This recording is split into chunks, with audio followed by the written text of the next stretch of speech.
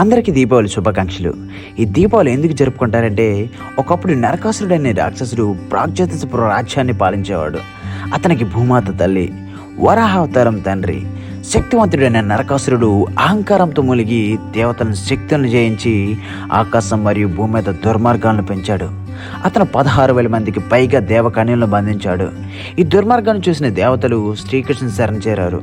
అప్పుడు శ్రీకృష్ణుడు తన భార్య సత్యభామతో కలిసి యుద్ధానికి వెళ్ళాడు. తీవ్రమైన పోరాటంలో సత్యభామ ధైర్యంగా రణరంగంలో నిలిచి నరకాసురుడిని సంహరించింది. మరణానికి ముందు నరకాసురుడు ఒక వరం కోరాడు. తన మరణం రోజున ప్రజలు ఆనందంగా దీపాలు వెలిగించి పండుగ జరుపుకోవాలని.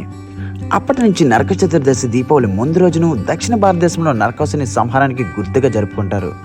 దీపావళి కేవలం దీపాలు వెలిగించడం, పటాకులు కాల్చడం మాత్రమే కాదు, ఇది మన హృదయాల్లో, ఇళ్లలో వెలుగు నింపే పండుగ. అజ్ఞాన చీకటిని తొలగించాలి, జ్ఞానం, శాంతి, శ్రేయస్సు, వెలుగును ఆహ్వానించాలి. మంచి చెడుపై ఎప్పుడు గెలుస్తుందని గుర్తు చేస్తుంది. ఐక్యత, స్నేహం, ప్రేమ పెరుగుతుంది.